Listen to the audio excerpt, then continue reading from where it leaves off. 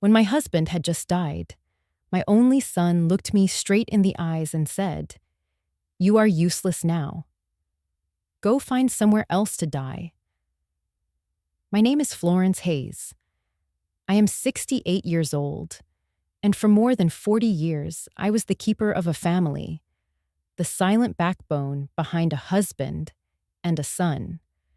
But in the span of 2 days after Robert's funeral, my son Daniel and his wife Samantha tried to strip me of everything that was mine.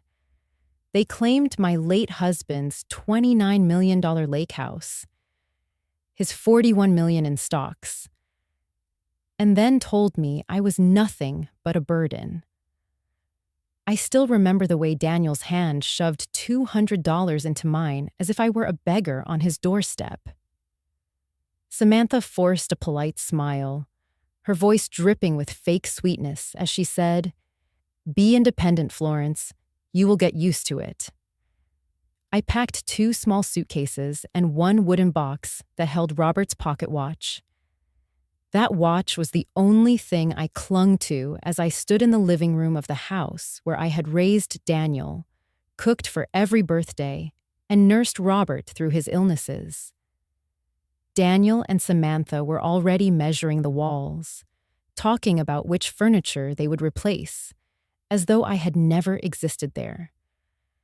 I paused at the doorway, the evening sun spilling across the hardwood floors I had polished 1,000 times. I turned once, not to cry, not to beg, but simply to remember.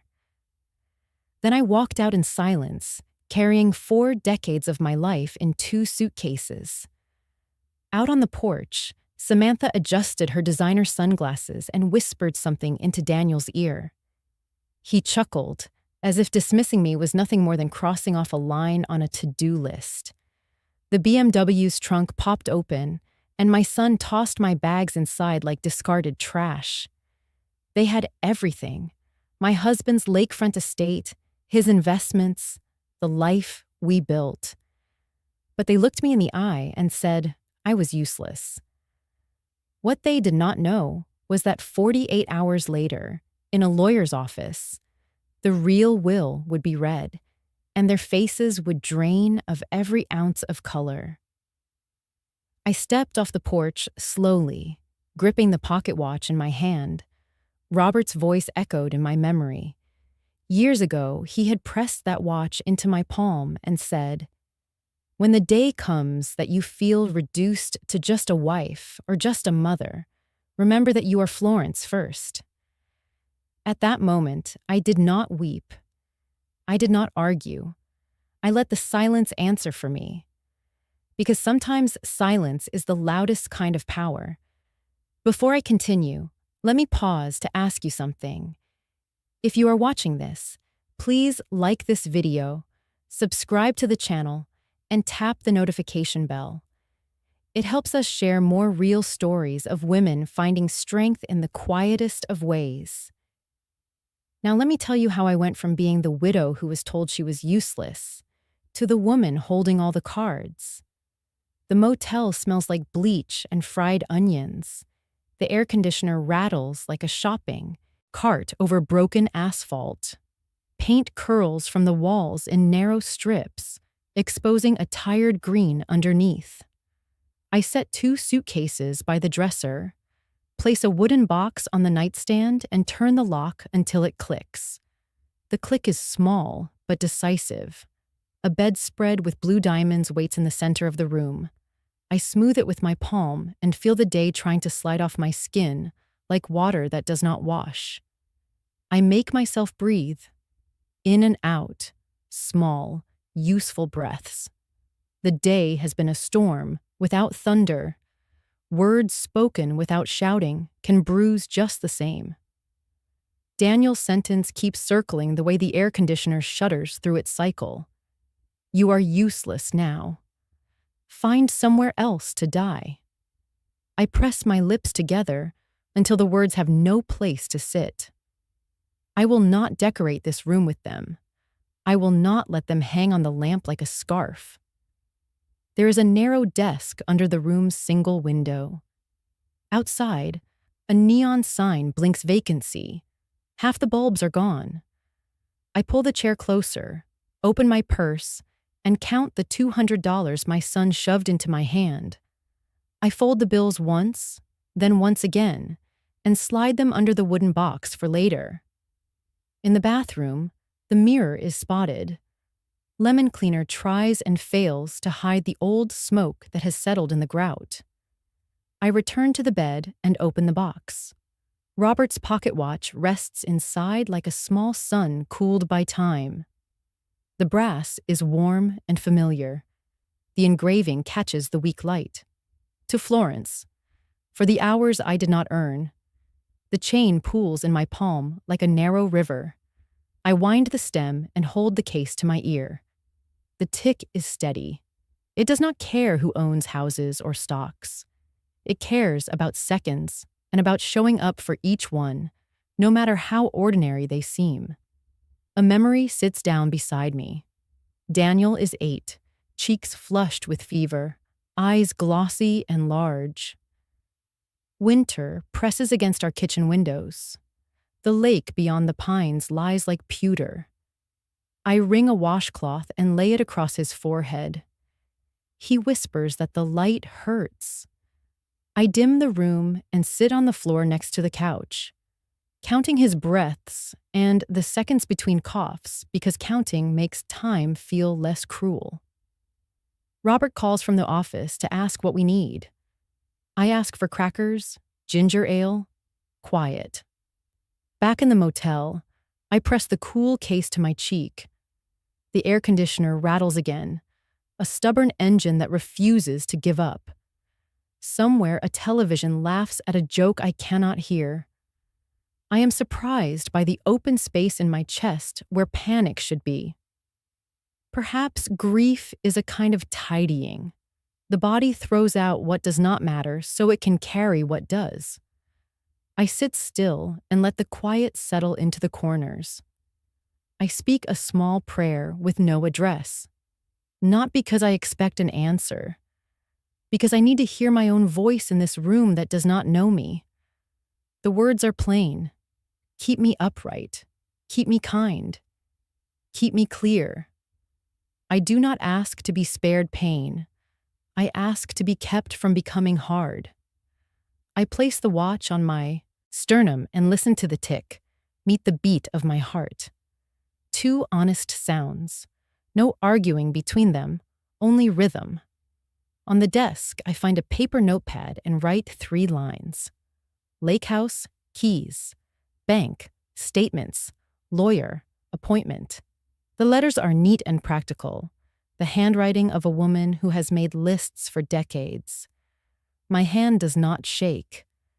I tear the page along the perforation and slide it under the box with the money. Tomorrow has a shape now, a spine I can hold. I lift the watch again and let Robert's voice cross the small distance between memory and air.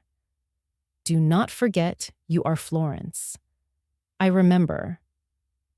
Morning was pale when I left the motel with 2 suitcases and Robert's pocket watch warm in my palm. I took the bus because pride costs less than a cab. I was going to see the lawyer who knew our family better than most relatives. Whitman and Blake, attorneys at law, filled the 2nd floor of a brick building that used to be a bank. Brass, letters on glass. A bell when the door swung. Coffee and copier toner in the air. The receptionist with a neat bun asked my name. Florence Hayes. She checked a screen and offered a seat. On the wall, a photo of Robert shaking hands with Mr. Whitman at the lake house closing. Robert's small smile. When the receptionist led me down the hall, diplomas lined both sides. Mr. Whitman waited in his doorway, tall, gray at the temples, tie with tiny anchors. He stepped forward, concern honest on his face. Florence, I am surprised it has taken you this long to come by. At the will reading, Daniel told me you were too distraught to attend. The sentence struck like a door closing. I stood still while the printers hummed behind us. I did not know there had been a reading, I said. Daniel told you I was too distraught. He did, Whitman said, troubled. He said you asked him to handle everything, that you needed rest. I was washing platters at the reception, I answered. They were measuring my living room. He ushered me inside. The office had a window over traffic, a wall of law books, a chessboard mid-game. He poured coffee and opened a thick file, setting 2 envelopes on the desk. Notices of probate went to the house and to your email. Both were returned. Daniel told me your email had changed and that you were staying with friends. He changed the password, I said. Saying it out loud made the floor less slippery. This process should have included you, Whitman said. Robert was meticulous. He intended clarity. I am sorry you were not in the room. I am not here for sorrow, I said. I am here to stand where I belong. Good, he said. Here is what we will do. I will file an amended notice listing you as primary contact. Come back at 3 and I will read the will to you in full. No summaries. I will contact the bank to request precautionary holds. Daniel will be notified you came. Transparency is required, but he does not direct anything in this office. I nodded. The coffee smelled honest. The watch pressed its tick into my hand. He slid a leather folder across the desk. From now on, every document we review will be copied for you and stored here. We will set a new email and contact number for legal correspondence. I wrote an address Daniel does not know and signed a small form. My signature looked like itself again. The receptionist knocked and handed in a stack of returned certified mail.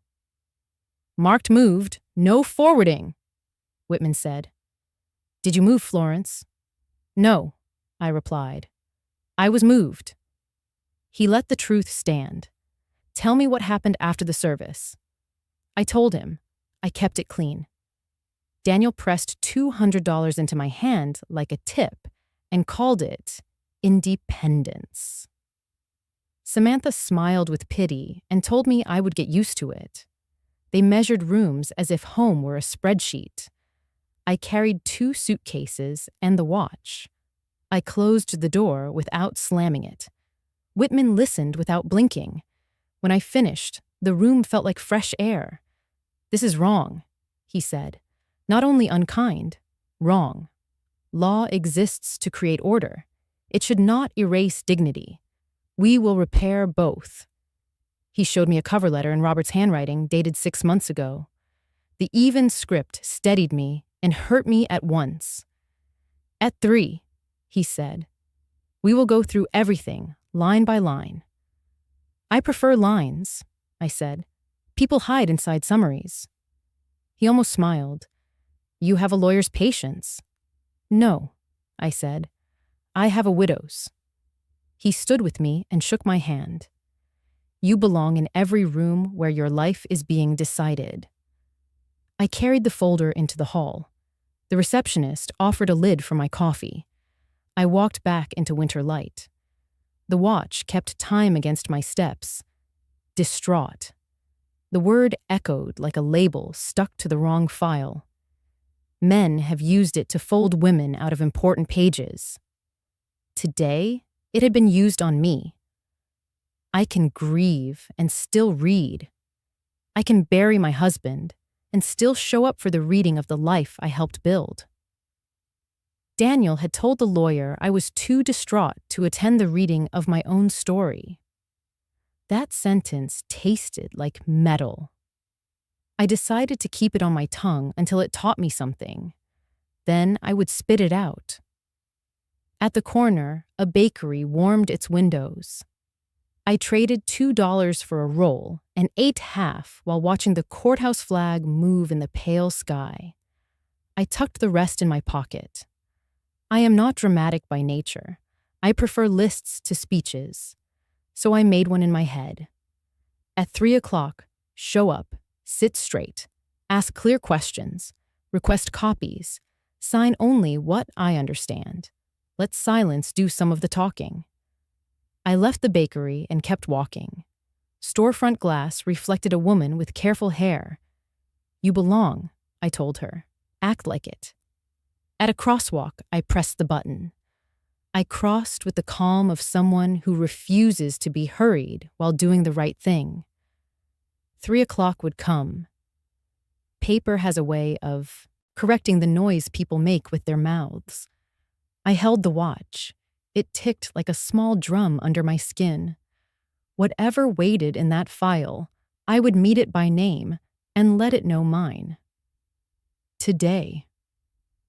At 3 o'clock sharp, I returned to Whitman's office. The receptionist guided me to the same room with the chessboard still waiting mid-game. Mr. Whitman rose from behind his desk, buttoned his jacket, and motioned for me to sit. The leather chair creaked under me, carrying the sound of old trials. He placed a thick envelope on the desk, slid it open with a brass letter opener, and drew out the official copy of Robert's last will and testament. His voice was careful, measured, every syllable weighed as if dignity itself depended on accuracy. This is the executed will of Robert Hayes, dated 6 months prior to his passing. It was signed in the presence of 2 witnesses and notarized. There is no ambiguity about its validity. He looked at me before beginning. Florence, are you ready? I nodded. My hands rested on Robert's pocket watch in my lap, its weight steadying me. He began. To my beloved wife, Florence Hayes, I leave our primary residence, the lake house at Oakwood Shore, together with all furnishings, household items, and personal effects therein. In addition, I bequeath 75% of my financial assets, including, but not limited to, stock holdings, accounts, and investments, currently valued at over $30 million. I inhaled slowly. The words filled the room like a tide. For weeks, I had been told I was useless, a burden, a woman with nothing. Now the law itself was declaring otherwise. Whitman continued.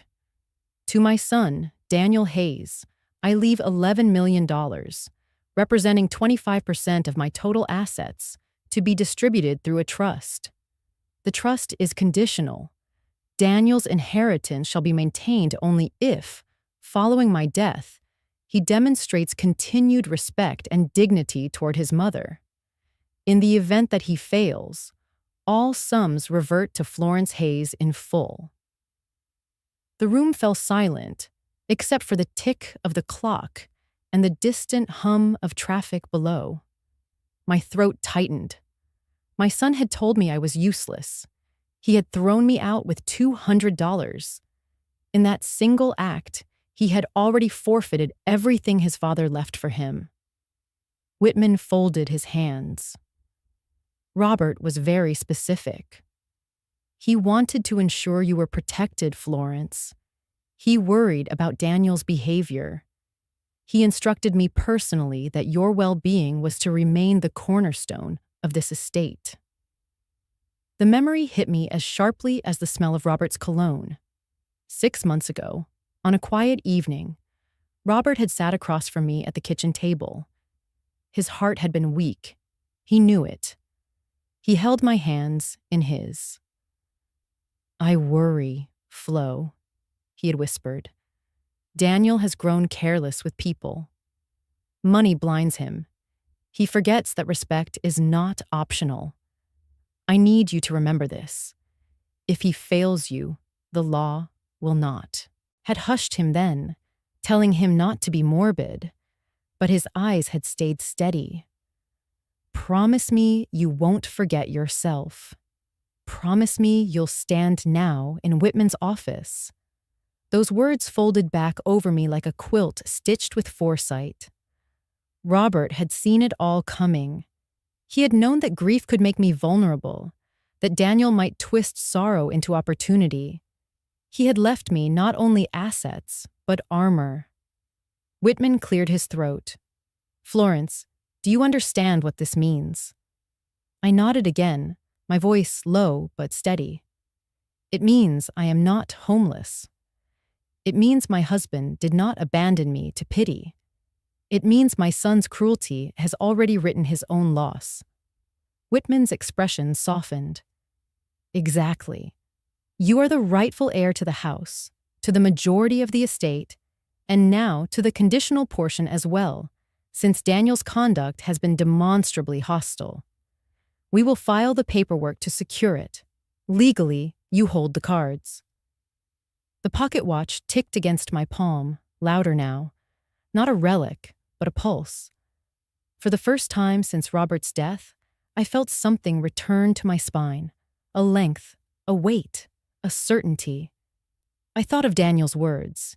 You are useless now. They had burned like acid. But here, written in legal ink, Robert had inscribed the opposite. Florence, you are necessary. You are deserving. You are safeguarded. I closed my eyes a moment. Behind my lids, I saw Robert smiling softly across the chessboard, the way he always played 2 moves ahead. He had set the pieces so that even in death, he would shield me from betrayal. When I opened my eyes, Whitman was still watching me carefully. I straightened in the chair. File whatever you must, I said. But understand, Mr. Whitman, this is not about greed. This is about remembering who I am. For too long, I let myself be reduced to wife, to mother, to background. Today, I remember I am Florence Whitman nodded. That is exactly how Robert intended it. I rose from the chair, the pocket watch clenched firmly in my hand. In that instant, the motel walls, the $200, the insult of being called useless, all of it fell behind me like discarded skin. I walked out of the office into the winter light, knowing one truth clear and bright. I had value, and the law itself was standing beside me. The call came before dawn. My phone buzzed across the motel nightstand. Daniel's name lit the screen. I answered. Hello, Daniel. There is a mistake, he said. I cannot access any of the accounts. The brokerage says everything is frozen. What did you do? There is no mistake, I said. Your father believed I still have value. Value is not the point, he said. Liquidity is. I have payments scheduled. The utilities on the house are due. The portfolio needs attention. This freeze will hurt performance. You moved into a house that is not yours, I said. You tried to manage assets that are not yours. The performance you are worried about is not your concern. He paused, then chose instruction. Do you even understand the positions? We have options that require timing. If you sit on your hands, you will burn money. I am trying to prevent that. You are trying to control what does not belong to you, I said. You told Mr. Whitman. I was too distraught to attend the will reading. You told me to leave my home. You pressed cash into my hand like a tip. Those were choices. Choices have consequences. A click sounded and Samantha's voice arrived, bright and brittle. Let me talk to her. Florence, this is unnecessary drama.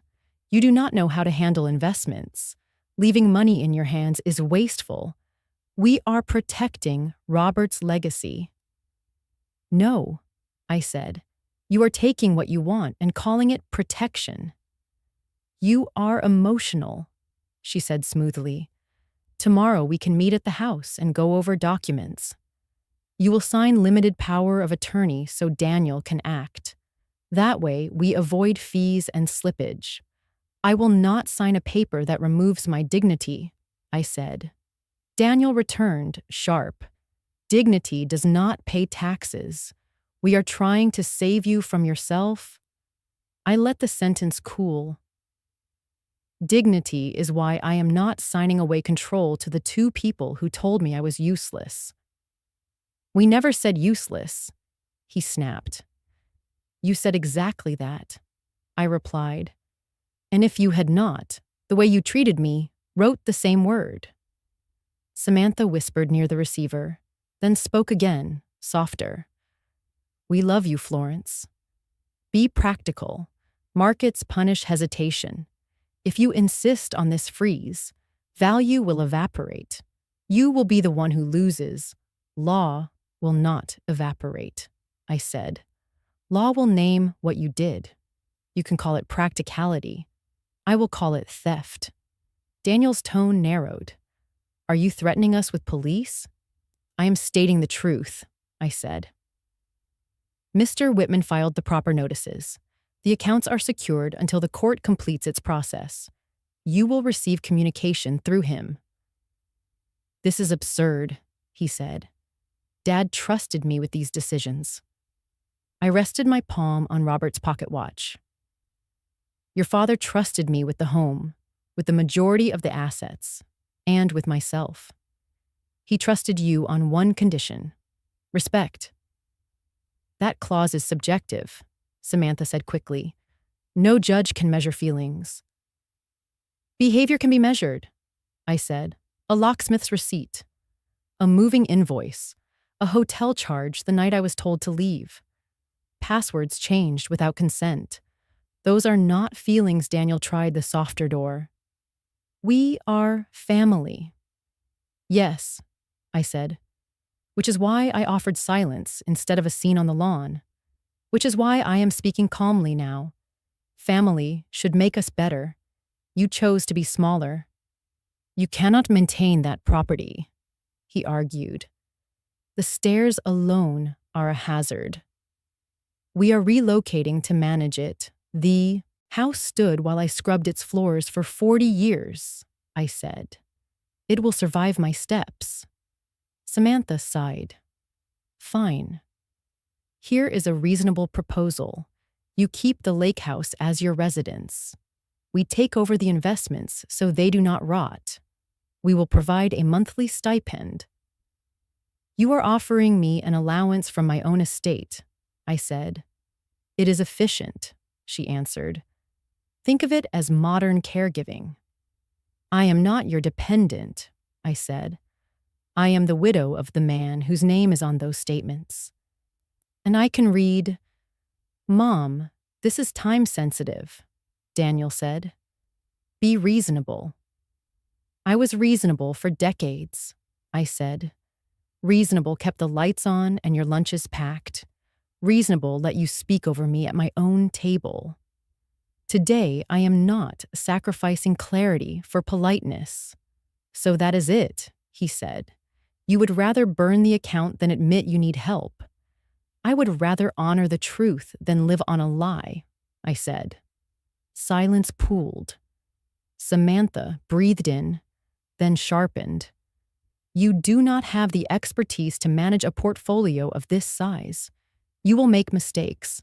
I will make decisions, I said. I will also hire professionals who respect their client. You think Whitman is on your side because he likes you, Daniel said. He likes billable hours. He liked my husband enough to follow his instructions, I said. And he likes the law. Last chance, Samantha said. Meet us tonight. Sign the limited power of attorney. We will stop the freeze and bring the accounts back online. No, I said. 2 words. No, Daniel. No, Samantha. You will regret this, he said. I already regret many things, I answered. Let this not be one of them. He started to speak, then line clicked. I set the phone down. The room smelled like old carpet. The watch ticked. I lifted the blind. The parking lot showed a film of frost. A cart rattled over cracked concrete. I opened the watch and watched the second hand sweep. My hands were steady. I was not shouting. I was not pleading. I was naming. Theft is not an insult. It is a label where it belongs. In the glass, I saw a woman in a sweater and a room with privacy. I nodded to her. We had work to do. We were beginning. The knock came in the middle of a gray afternoon. The motel walls were thin. The air still smelled like cleaner and dust. And I was making instant coffee with the machine that hissed like an old radiator. When I opened the door, I saw Nora standing there in her heavy coat, her hair tucked under a scarf, cheeks pink from the cold. Nora had been my neighbor for nearly 30 years. She was 70, a widow herself, and once a nurse. She had walked beside me through more than one season of my life, never flashy, always steady. Seeing her outside that motel door nearly undid me. "Florence," she said, her voice plain, not pitying. "I heard what happened. I couldn't sit at home while you were here alone." I stepped back and let her in. The room looked smaller with her in it, but she carried a kind of clean presence, like a window cracked open.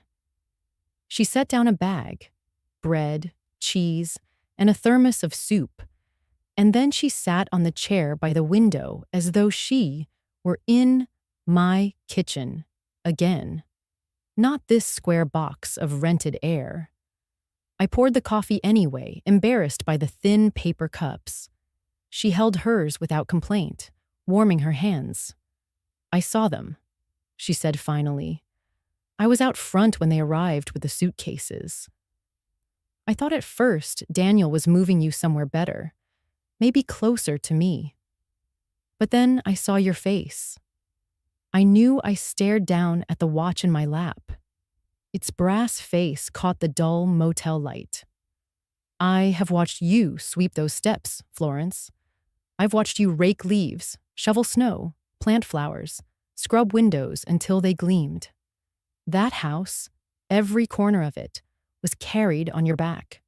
40 years of meals, birthdays, sick nights, quiet mornings. It was never just Robert's, never just Daniel's. It was yours."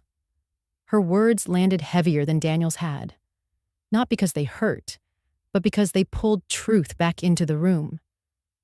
"They told me I was useless," I whispered. Nora leaned forward. "Useless doesn't host every Thanksgiving dinner until her knees swell. Useless doesn't work part-time just to help with tuition. Useless doesn't hold a man's hand through chemo or rock a child through fever. I know what useless looks like, Florence, and it isn't you." Tears came sharp and uninvited, but they didn't fall in sobs. They slid down quietly, hot lines across my cheeks. I pressed my fingers to my lips, half in shame, half in thanks. Nora did not reach to wipe them. She let them be, like a nurse who knows some wounds need air. Instead, she offered the soup. I took it, the steam rising like comfort itself. "I don't know who I am without that house," I admitted. "For years, I thought I was only the woman behind the meals and the mopped floors. They took it in one afternoon." "No," Nora said firmly. "They took your keys." "They didn't take you. Florence is still Florence. The house was never the sum of you. It was the witness to you." I closed my eyes, holding on to that. She set her cup down and added softer now, "I've been alone longer than you. When my husband died, I thought I was nothing. Then I remembered. I had been everything to him. And that counted. Sometimes we need someone else to remind us of what we carried, so it doesn't vanish in our own doubt." Her words bent something inside me, back toward its shape. I smiled then, weak but real. "Thank you, Nora." She nodded, almost brisk. "Eat the soup before it cools. And remember this, Florence. The law may take time, but truth will walk into the room eventually. Don't let them trick you into silence." I nodded again, and for the first time in days, I felt my spine lengthen. That afternoon, when she left, the room was still the same.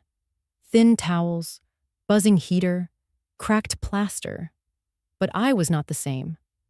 I sat with the pocket watch and the thermos now empty, and I let one thought root deeper than the doubt. I had been seen, and I had been named, not useless, but essential. The next meeting with Mr. Whitman was scheduled for a Thursday morning. The winter light was thin, the sidewalk streaked with salt, and the bus ride rattled my bones. I carried a folder with notes I had started keeping, dates, words spoken, receipts from the motel, even the scrap of paper Daniel had pressed into my palm with the $200 scrawled on it. I had learned something important. Evidence is not only for lawyers, it is a language for the silenced. Whitman welcomed me into his office with the same gravity as before. On the desk, the will lay open beside a fresh notepad. He adjusted his glasses, folded his hands, and looked at me. Florence, I need you to hear this clearly. Daniel has already violated the trust conditions. By telling you to leave your home, by calling you useless, by denying you access to what is rightfully yours, he has triggered the clause, Robert included. My stomach tightened. So the $11 million he was left is forfeited, Whitman said, his tone even but firm. All of it reverts to you. Legally, he no longer has any claim. The room seemed to shift. I sat straighter, my hand finding the pocket watch in my bag. The brass was warm against my palm, as if Robert himself pressed my hand closed. Whitman leaned forward. I will file a petition in probate court this afternoon. We will attach affidavits and supporting documents. Once the judge reviews the language of the will and the evidence of his conduct, the matter will be sealed. What evidence do we have? I asked quietly. Your testimony. My own record of what he told me, that you were too distraught to attend the will reading. That is misrepresentation. We also have notarized accounts from the bank and the broker, noting his attempts to access funds without authority. And, he added, tapping the folder I had brought, the details you recorded. Dates, receipts, the motel bill, even the cash he handed you. All of it paints a clear picture. I exhaled slowly. I had not thought my scribbled notes meant much. But in this office, they became stones in a foundation. Later that day, Daniel stormed into Whitman's office. I was already there, sitting in the corner chair with my coat folded across my lap. Samantha followed behind him, her perfume sharp, her face tight. This is outrageous, Daniel shouted, slamming his hand on Whitman's desk. You cannot strip me of my inheritance because of some misunderstanding. That clause is vague. Respect is subjective. Whitman's voice was steady. It is not subjective when your mother is forced out of her home, handed cash like a servant, and told she is useless. It is not subjective when you lied to me, telling me she was too distraught to attend the will reading. The law recognizes behavior, Mr. Hayes, and your behavior invalidates your claim. Daniel's face flushed deep red. I am his only son. That has to mean something. It means Robert gave you an opportunity to honor your mother, Whitman said. You chose not to. The will anticipated that possibility. Samantha stepped forward, her voice smoother. Florence, listen. You do not want this fight. The legal costs, the publicity. It will wear you down. Let Daniel manage the estate. You keep the house. Enjoy your retirement. Everyone wins. I finally spoke, my voice calm. No, Samantha. Everyone does not win when lies govern the room. My husband gave me the house, the assets, and a condition. Your husband broke that condition the moment he opened his mouth. I do not need more fights. I need the truth filed where it belongs. Daniel turned to me, eyes narrowing. You would do this to your own son. I held his gaze. You did this to yourself. His fists clenched. Then maybe I should draft a correction. Dad made mistakes. He was not in his right mind. We can produce a prior version of the will. Whitman's chair scraped back as he stood. Careful, Daniel. Forging or producing false documents is fraud. It is a felony. If you pursue that path, you will not only lose your inheritance, you may face criminal charges. Daniel's jaw flexed. Samantha placed a hand on his arm, whispering something I could not hear. His body remained rigid, but his eyes darted between me and Whitman. In that silence, I felt something turn inside me. A week ago, I would have shrunk into the corner, begged him not to be angry, begged him to soften. Now, I sat still, watching him rage, knowing the law stood between us. Power had shifted. I could feel it in the calmness of my own breathing. Daniel finally spat the words. This isn't over.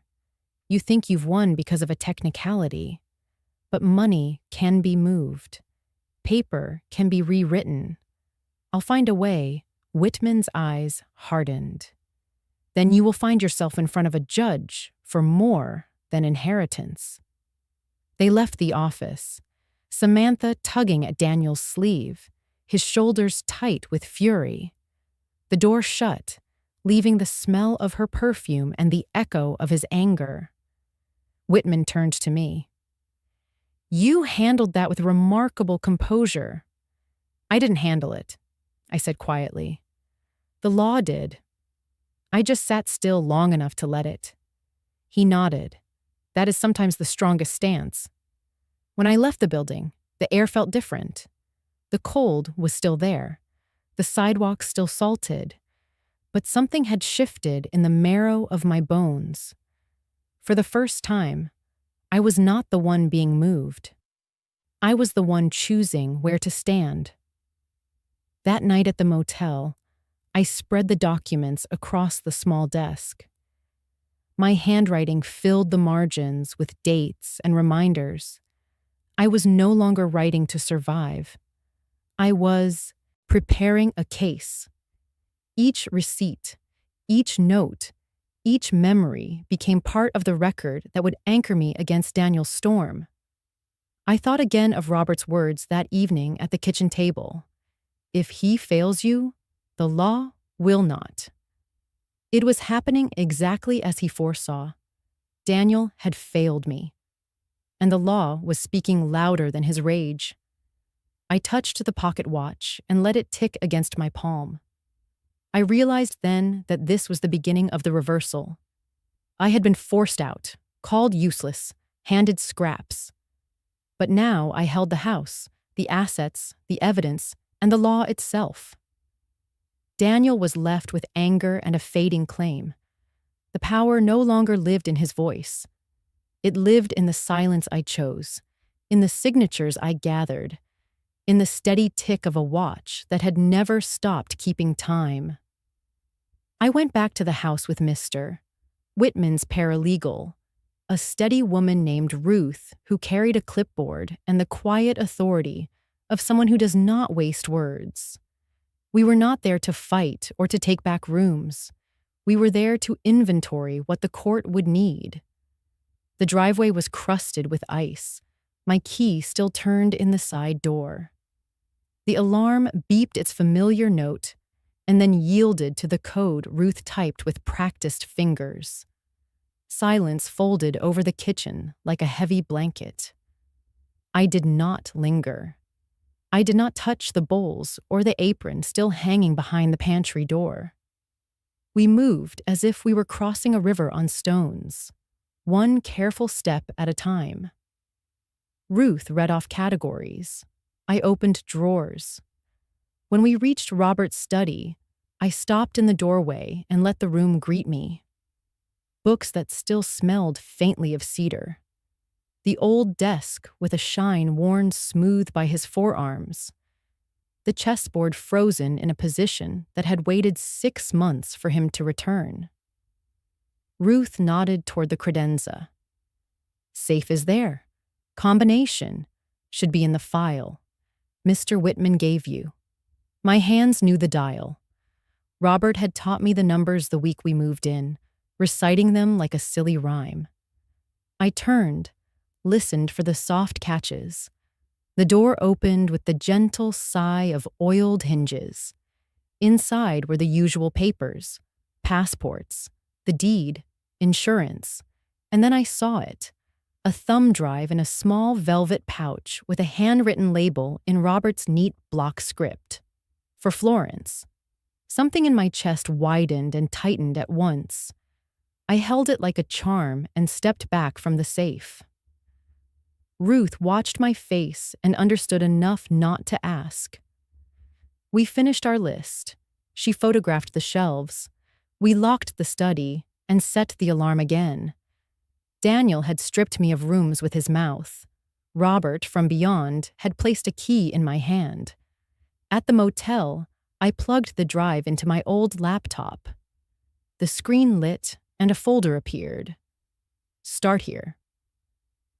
Inside, there was a single audio file and several subfolders named Letters, Statements, Instructions. I clicked the audio first because my fingers refused any other order. The speakers crackled, and then his voice arrived, patient and whole. Flo, he said, the name he only used when he wanted me to release my jaw. If you are hearing this, it means Daniel has forgotten what I feared most. Do not hesitate. The law is your backbone. I pressed a hand to my chest. The room settled around the sound of him. He continued without anger. That was Robert's power. He could say hard things and leave room in them for dignity. I thought I had more time to teach him what a promise feels like, he said. Maybe I failed. Maybe I gave him too much ease. That is on me. But you are not the payment for my mistakes. I have set matters in order to protect you. In the letters folder, you will find a note addressed to Daniel to be read only if he challenges the will. In the statements folder, you will find records that map every holding. Nothing is hidden from you. In the instructions, there are steps to take with Whitman and the bank. If he treats you without respect, the clause triggers. That is the line I drew. I am sorry to make you carry a line. I know you prefer bridges. I swallowed against the ache. He had seen me. He had always seen me. For years, I had confused quiet with invisibility. The voice in my motel proved I had been wrong. I expect grief will make noise around you, Robert went on. Let it pass like weather. You do not have to argue with a storm. Write down what happens. Dates, times, words. Let the paper speak when people forget how. If you feel small, hold the pocket watch. It kept time through worse storms than this. It belonged to my father and then to me. I want it to belong to the woman who kept us both honest. I paused the audio and let the stillness take a breath. The heater's rattle returned. A car door slammed outside. Somewhere down the hall, someone laughed. I wiped my eyes and pressed play again. I have included a letter for Nora, he said. She has been more than a neighbor. She is a witness. Ask her to tell the truth if anyone asks who kept the house standing. People will try to turn feelings into fog. Witnesses cut fog. A smaller file name caught my eye. Apology. I clicked it. His voice was closer, as if he had moved his chair toward mine. I am sorry I sometimes spoke about money as if it were mine to explain to you. You knew more than I let you prove. I am sorry for the nights I let exhaustion make me blunt. Here is a truth you need to practice telling yourself. You were not background. You were the frame. Without a frame, the picture slides to the floor. I cried then, not because of the estate or the fight or even Daniel's words. I cried because the man I loved had done the quiet work of love all the way to the end. He had not only organized accounts, he had organized courage for me to borrow. I opened the letters folder. There was a document titled, "To Daniel," another named, "To Florence." I read mine first. It was short. Flo, if you need to hear this in writing, you are allowed to outlive everyone's version of you, including mine. Use the house as you wish. Buy new paint. Leave the windows open. Learn the names of your own mornings. I laughed once through tears because that sounded like Robert, practical and tender in the same line. I did not open Daniel's letter. It was not time. He would earn or forfeit those words later. In the statements folder, spreadsheets appeared with dates and annotations in Robert's tidy style.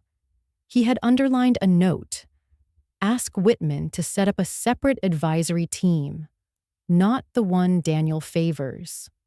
Cross-check fees. He had circled an account and attached a PDF of a policy with a paragraph highlighted. Survivorship details clear as daylight.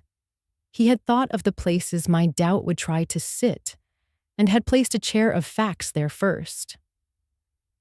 In the instructions folder, there were step-by-step lists. Who to call, what to say, what not to sign. He even wrote scripts for the conversations he suspected would arrive. If Daniel raises his voice, breathe. Say, I am not signing anything today. Direct him to Whitman. If Samantha uses care as a reason to ask for control, say, I already have care. Thank you. The law is sufficient. He knew their rhythms. He knew mine. He had given me a way to stay myself while refusing them. At the end of the audio, his voice lowered. If there is a day when you feel alone in a room where you should not be, remember this. I put you there on purpose. I am not here to back you, but the paperwork is. Hold that watch and stand. The file ended. The room was not empty. It was inhabited by the thinnest outline of his presence, a kindness with edges. I sat for a long time with my hands on the laptop and the watch cooling back to room temperature. Twist is a word writers use. Life gives it to you like a path suddenly turning.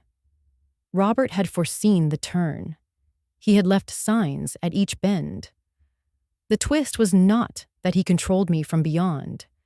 It was that he trusted me to control myself. Ruth called to confirm that the filing had gone through. I thanked her, and then emailed Whitman from the new address we had set, attaching copies of the instruction list so he would know exactly what Robert had placed in my hands. He called within the hour. I am not surprised, he said. Your husband planned as if storms were inevitable. He knew our weather, I answered. After we hung up, I opened one more file in the letters folder, a scanned copy of Robert's handwriting to Nora. I did not read it. That, too, would wait for its day. But I felt less alone knowing it existed, like a porch light left on at the end of a long walk. I packed the drive back into its pouch and placed it beside the watch. In the mirror over the motel sink, I saw a woman with a red nose and steady eyes. I touched the glass with my fingertips. It was cool and real. Outside the window, dusk had started. The sky held that gray that makes streetlights glow early. I stood in the middle of the room and practiced saying a sentence out loud, not for a judge, not for Daniel, but for the bones in my back.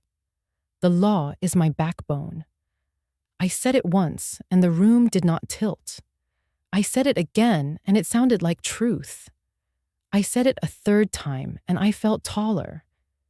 They came in the evening, just as the motel parking lot turned blue with the last light. I heard the knock, 3 hard raps that rattled the thin door. When I opened it, Daniel stood in the hallway with his coat collar pulled high, Samantha a half step behind him, her lipstick sharp against the cold. He carried a briefcase. She carried a smile meant to look reasonable. "Mother," Daniel said, voice too calm. "We need to talk." I let them in because fear does not get to lock my door. The room shrank around their presence. Samantha sat on the single chair without asking. Daniel placed the briefcase on the bed, snapped it open, and slid a neat stack of papers toward me. "This is a settlement," he said. "A way out for all of us." I did not touch the papers. "Explain." "You keep the lake house," Daniel said quickly. "You keep $5 million in clean assets. He glanced at Samantha, then continued. "We handle the rest. The accounts, the stocks, the money that might not be as pure as Whitman thinks. We take responsibility. You walk away safe." Samantha leaned forward, her tone silk over steel. "Florence, this is generosity. We could push harder. We could fight in court for years. But this way, you have security, comfort. You get the home you love and enough money to live well. And you avoid complications." I looked at the papers, clean assets, a stipend carved out of my husband's life as though I were a dependent child. "Complications," I repeated. Daniel's jaw flexed. Dad was not perfect. He had accounts, dealings. Some money isn't clean. If you push, if you keep everything, the FBI will come. They'll dig. They'll drag his name through the mud. They'll take everything. I'm trying to protect you from that. My breath stayed slow. You told me last week I was useless. Now you say I need protecting. Which version is true? He shifted. Both. You don't understand the scale of this. You never did. Dad left a mess under all that meticulous paperwork. Trust me. If the Bureau uncovers it, you'll lose more than money. His reputation, your peace, it will all be gone. Samantha reached for my hand, but I pulled it back. "Florence, please. You're a good woman. You don't want to spend your last years in courtrooms, battling over things you can't control. Take the house. Take the $5 million. Let us manage the rest. Quietly, discreetly." Their words filled the small room like smoke, thick and cloying. I thought of the USB drive hidden in my bag, Robert's voice steady, reminding me that the law was my backbone. He had left files, statements, instructions. He had trusted me with the truth. I looked at Daniel, my son. His eyes darted, restless, calculating. He reminded me of the boy who once pulled the plug from his science project and tried to blame the dog, except now the wires were millions and the lie could ruin lives. "I need you to sign," Daniel pressed. "Tonight. If you delay, the window closes. The Bureau is circling. This is the only chance to save something." "Save who?" I asked. He hesitated. "All of us." I let silence stretch until it made him twitch. Then I spoke quietly.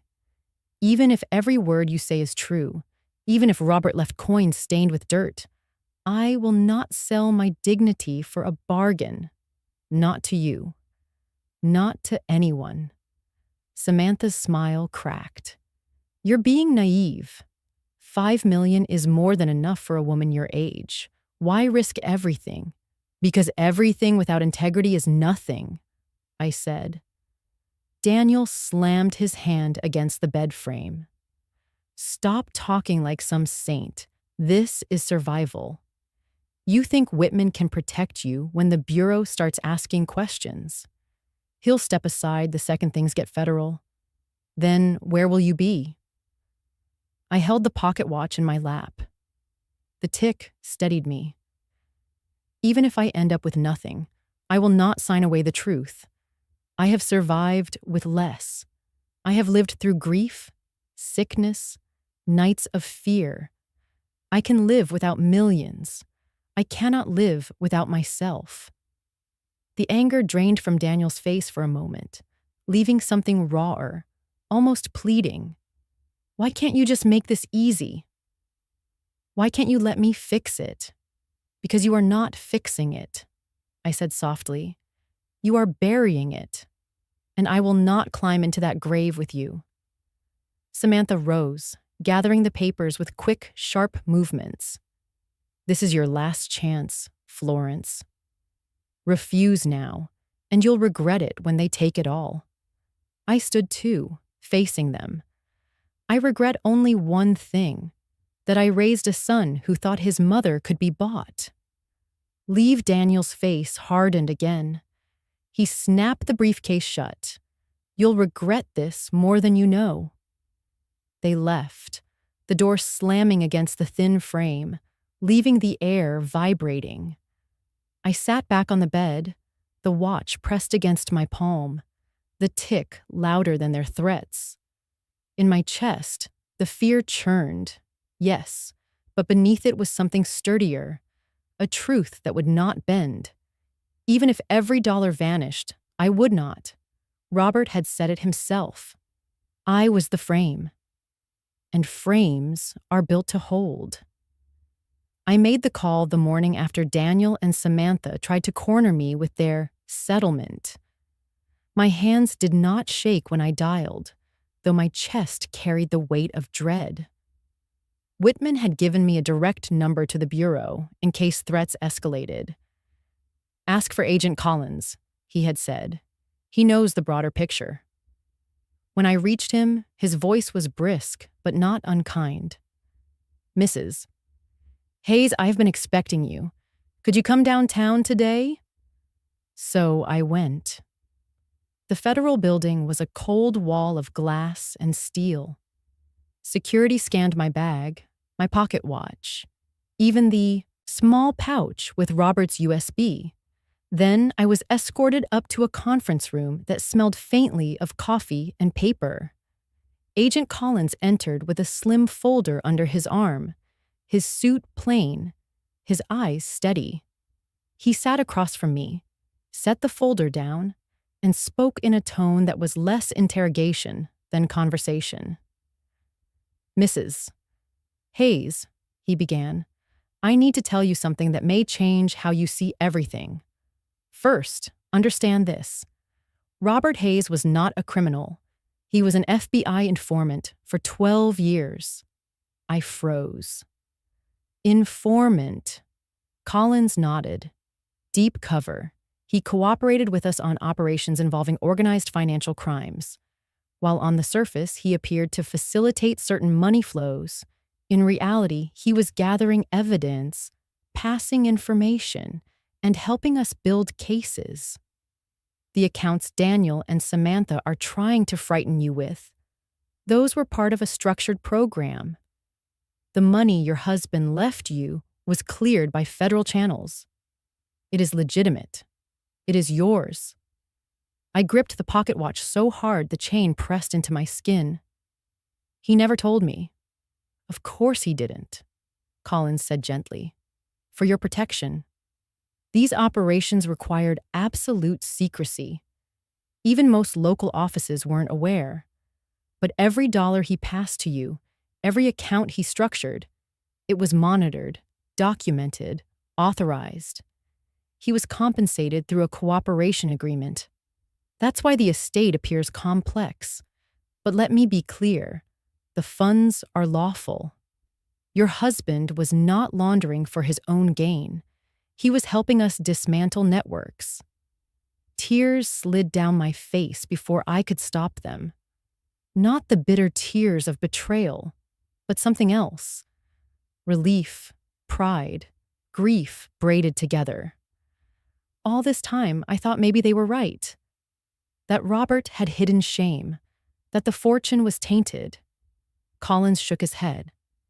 No, the only ones tainted here are Daniel and Samantha, twisting half-truths into weapons. They knew just enough to scare you, but not enough to understand the reality. They tried to leverage fear. They're guilty of fraud and elder abuse. Your husband, on the other hand, is remembered here as one of our most valuable civilian assets. His information led to dozens of convictions. He kept entire cases alive by risking his reputation. I pressed my hand to my mouth, sobbing quietly. So, he was protecting me, even when he looked like he was excluding me. Collins's eyes softened. Yes, he was protecting you, Florence. He carried that role right to the end, and he left you secure. The room blurred, but through the tears I saw Robert's study again. The chessboard, the folders, the USB labeled for Florence. He had not only left me evidence of his foresight, but a bridge to the truth of his life. He had not been a man slipping into shadows. He had been the one holding a lantern in the dark. Collins slid the slim folder toward me. Here are redacted documents, authorization forms, operation, logs, payments authorized under his informant contract. They're sealed for the public, but you may keep these copies. They prove the estate is legitimate. No agency will seize what you inherited. In fact, if anyone pressures you again with these falsehoods, call me directly. My hands trembled as I flipped the folder open. Dates stretched back over a decade. Phrases leapt out. Asset haze provided information leading to seizure. Payment authorized per cooperation agreement. Informant code 5173. I whispered, he was code 5173. Collins allowed himself a faint smile. Yes, and a damn good one. For a moment I couldn't breathe. All the times Robert had seemed preoccupied with papers, all the evenings he'd muttered about consulting work, all the long drives alone. Suddenly the pieces rearranged themselves into a picture that made sense. He had been carrying danger quietly so I wouldn't have to. He had never stopped shielding me. I wiped my cheeks, sat straighter, and asked the question that mattered most. Will Daniel and Samantha know this truth? They may suspect, Collins said, but we won't confirm it to them. They don't deserve that privilege. What they will know is that their manipulation has failed, and if they attempt to forge or tamper with documents, we'll treat it as federal crime. I closed the folder gently. Then I will not fear them anymore. Collins leaned forward. Good. Hold your ground, Florence. Robert trusted you too, and now we trust you to honor what he worked for. As I left the building, the winter air bit my face, but my chest was lighter than it had been in months. I stopped on the steps, pulled the pocket watch from my coat, and opened it.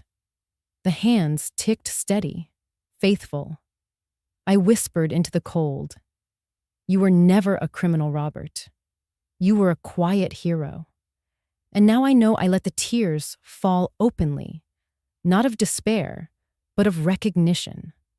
My husband's name had been cleared, his dignity restored, and with it, mine.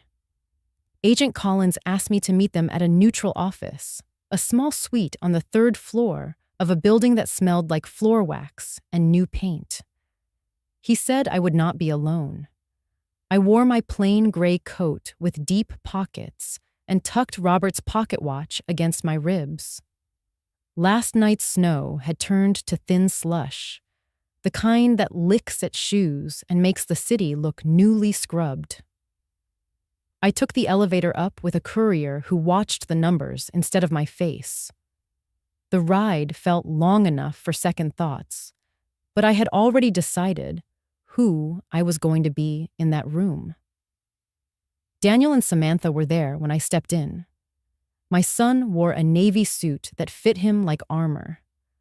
My daughter-in-law wore winter white, her lipstick careful, her posture a verdict. A black briefcase sat before them like a pet they trusted more than people. They did not stand. Behind their shoulders, a framed photo of the river floated in gray light. "Mother," Daniel said. The word had shape, but no warmth. "Thank you for coming.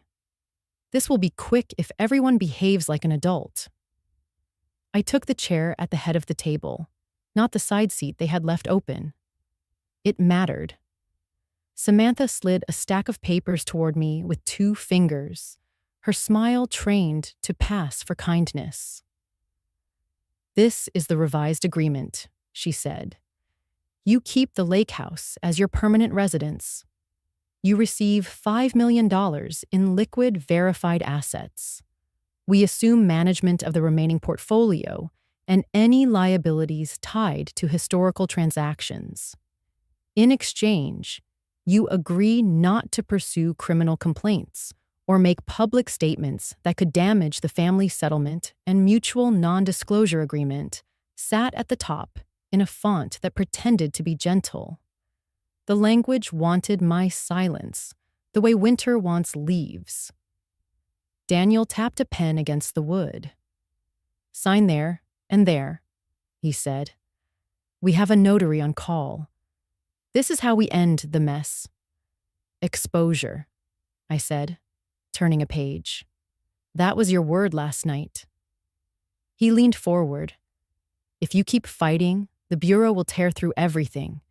You'll bleed money into fees and they'll seize the rest. If you sign, you get security, we get discretion, and Dad's reputation stays intact." I folded my hands. "I met with someone yesterday," I said. "He doesn't think discretion is owed to people who lie." Samantha's fingers tightened around her pen. "Who?" I let the question fall between us and make its own gravity. The vents hummed. The pocket watch ticked a quiet metronome under my coat. Daniel exhaled through his nose. "Mother, sign it. This is the lifeboat." The door opened. A man in a gray suit stepped in, ordinary except for his timing. "The notary is 5 minutes out," he said, then closed the door. Daniel relaxed, mistaking choreography for luck. I reread the clause that mattered. I agreed to refrain from contacting law enforcement.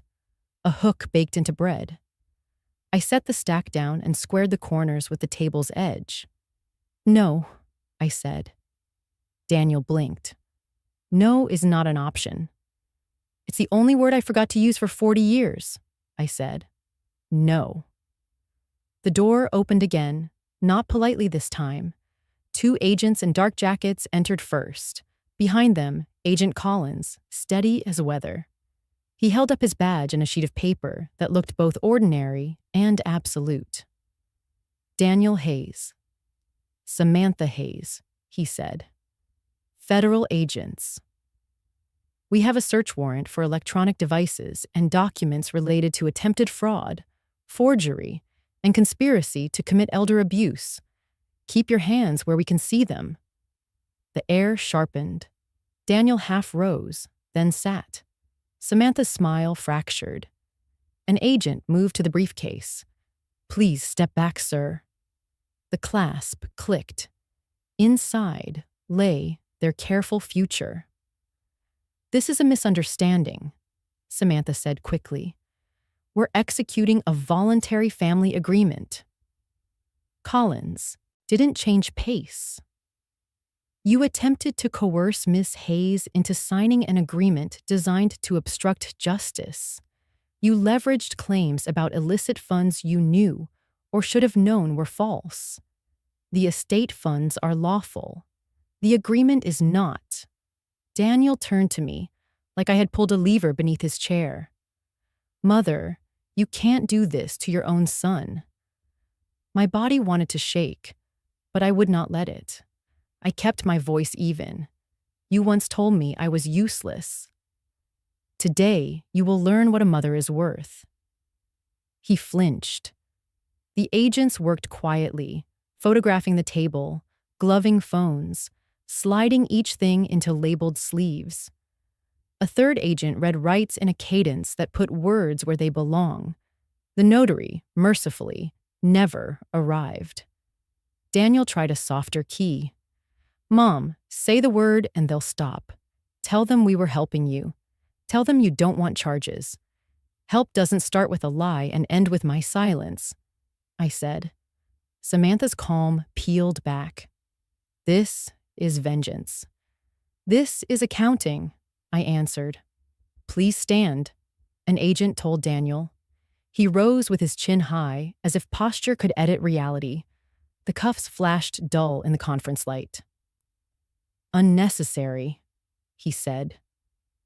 Procedure, the agent replied, fitting metal around his wrists with professional care. The small click landed like a period at the end of a long sentence. When they reached Samantha, she stared past us at the skyline photo, searching for a reflection she could bear. The bracelets were smaller, no less real. We waited while the agents finished logging items. Power shrank as labels grew. The briefcase looked smaller with a tag on it. The room was exactly the same as when I entered, and entirely different. Collins handed me a card. If they or anyone working for them contacts you again, call me directly. Charges will be filed today. Updates will go through your attorney. Thank you, I said, and felt the truth of it bloom like heat. They led Daniel and Samantha out. The hallway stretched their footsteps thin. I sat. My hands were steady. The watch ticked its small, stubborn rhythm under my coat. Not triumph. Confirmation. The receptionist peered in, eyes wide, then vanished. A car horn sighed 3 floors below. Somewhere a copier started, then stopped. Ordinary sounds returned to the building, which behaved like it had seen worse and survived. I poured water from a carafe and held the glass without drinking. A man in a heavy coat hustled across the crosswalk with a bakery bag hugged close. The world didn't pause to applaud my reclamation. It made room for it and kept going. I thought of the motel heater that rattled while I told myself I would not beg to belong. I thought of Nora calling the house a witness. I thought of Robert's voice on the tiny speaker telling me the law is your backbone. A spine is not loud. It holds. Collins returned, quieter. You handled that with grace. I stood still, I said. Sometimes that's the work. It often is. He walked me to the elevator. We watched our reflections in the stainless panel, his composed, mind plain and alert. A woman who had learned the weight of her own name. The doors opened to a lobby where a child in a red hat spun slow circles while her mother signed a clipboard. The guard nodded. Life kept its pace. Outside, the cold cleaned the last of the room from my lungs. I didn't hurry. I bought a soft roll from the corner bakery because habit remembers what comfort tastes like. I ate it at the window, steam fogging the glass, and let a short prayer assemble itself without poetry. Let truth keep its pace. Let justice mind the details. Let me stay the size that fits my soul. At the bus stop, I noticed my shoulders had lowered. The watch beat steady under my coat. A bus sighed up to the curb and opened its doors. I climbed the steps the way I always have, one sure foot and then the other. The driver nodded. I nodded back. I sat by the window and watched the city slip past. A florist taping a sign, a man salting a sidewalk, a dog tugging an owner toward a park. Ordinary life, precise as a clock. When the bus turned toward the lake, a pale band of light opened over the water. I pictured Robert's study emptied of files and turned into a studio, the windows unlatched at last, the air moving. I pictured mornings I would name for myself. I pressed my palm over the watch and let the quiet finish what the squad cars had started. I had answered my son in the only language that could not be rewritten: paper, time. Boundaries said without shouting. We rolled past my road. The trees hid the house the way they always have, a small mercy and a habit. Somewhere inside those walls, dust floated in winter light. The house remembers, Nora said. I believed her. I pulled the cord. The bell chimed. I stood. When the doors opened, the air smelled like salt and cold and beginning. I stepped down to the curb and felt the ground answer under both feet. The lake house was mine again, but it felt different when I unlocked the door. No longer a battleground. No longer a stage for Daniel's performance of entitlement. It was quiet, receptive, like a chest unlocked after years of holding its breath. I walked straight to Robert's study. The room had always belonged to him. Dark shelves lined with binders, chess pieces waiting in their frozen stalemate. Now it was time for it to belong to me. I cleared the desk, boxed his papers, set the chessboard gently in the closet. I opened the curtains wide, let the lake light flood the walls until even the shadows looked awake. Then I carried in the easel I had bought with my first independent check. A simple wooden frame, still smelling of pine. I set out brushes, a palette, tubes of paint I hadn't touched in years. My hands shook with a kind of anticipation that had nothing to do with money. The first stroke was hesitant, then another, and another. The canvas filled with the shape I knew by instinct. A woman standing by a window, her back straight, her face lit by morning. No jewels, no ornament, only calm. The light in her eyes was not young, but it was unbroken. I painted for hours. When I stepped back, I recognized her. Not a saint, not a victim. Just Florence, seen at last. Under the table, the pocket watch ticked in its velvet pouch. I had placed it there deliberately, as if time itself were keeping me company. Next to it lay an envelope I had addressed but would never mail. The paper held words I needed to release. Daniel, I do not hate you. Hate would tie me to you in a way I refuse. But you chose to see me as useless.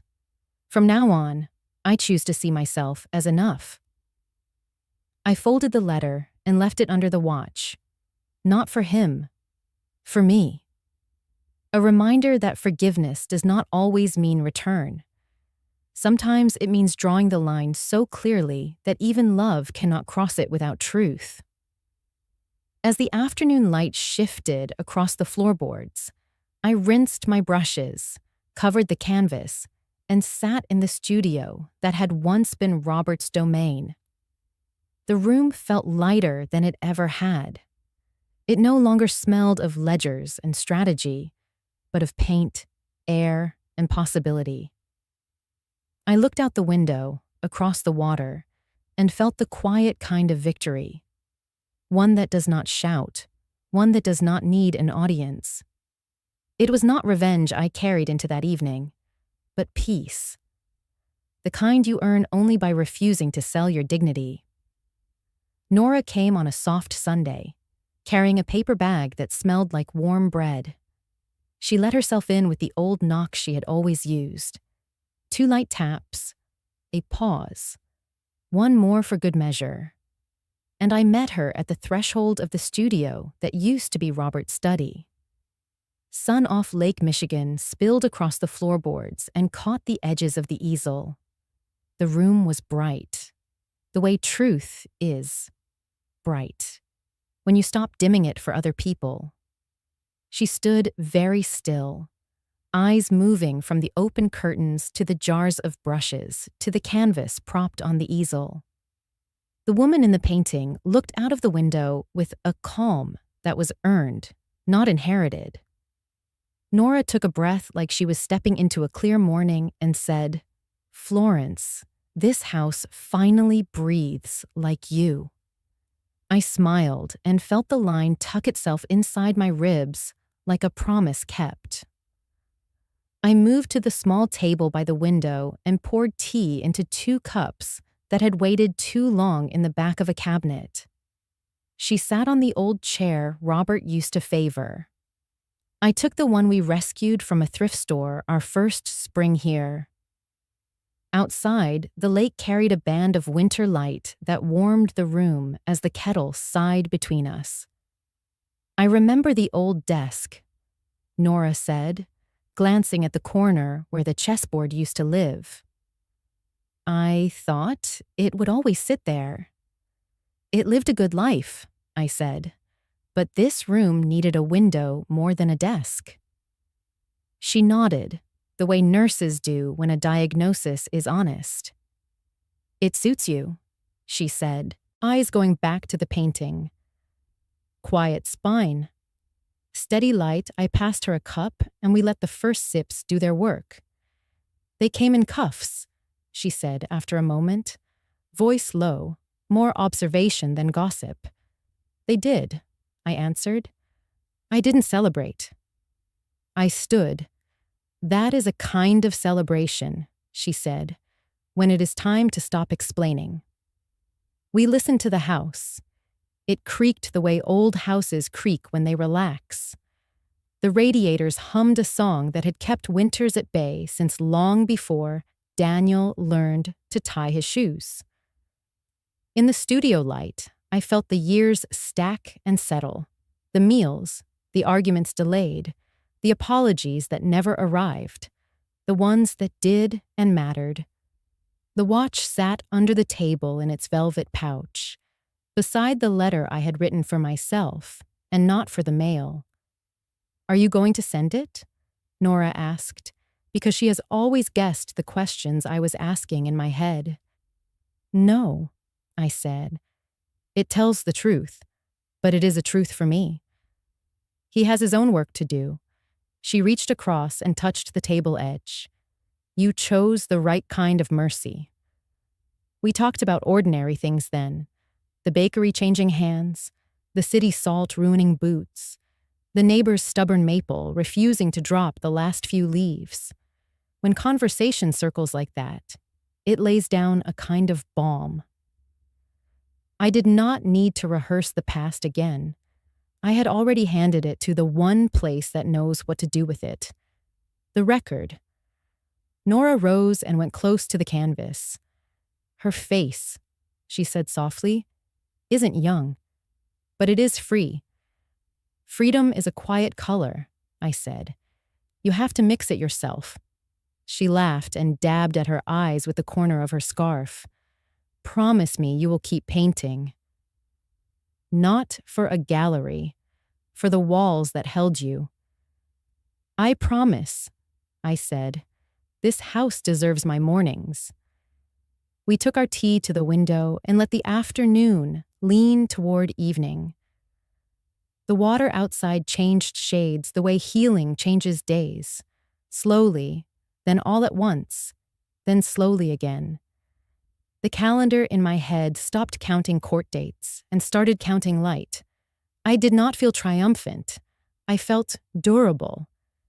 There is a difference. Triumph flashes. Durability remains. Nora finished her tea and held my hand before she left. "You did it the hard way," she said. "The decent way."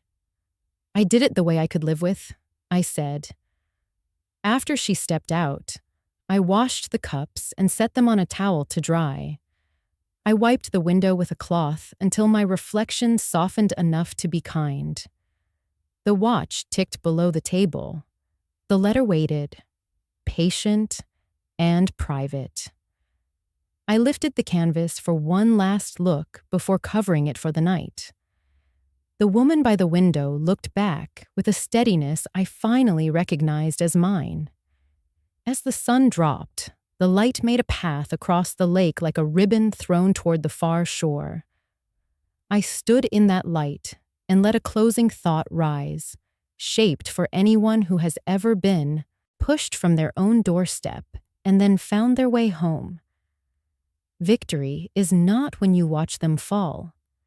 Victory is when you sit in the house they tried to take, pour tea into your own cup, and know you are still here. When you understand you are the one who writes the final chapter, that is enough.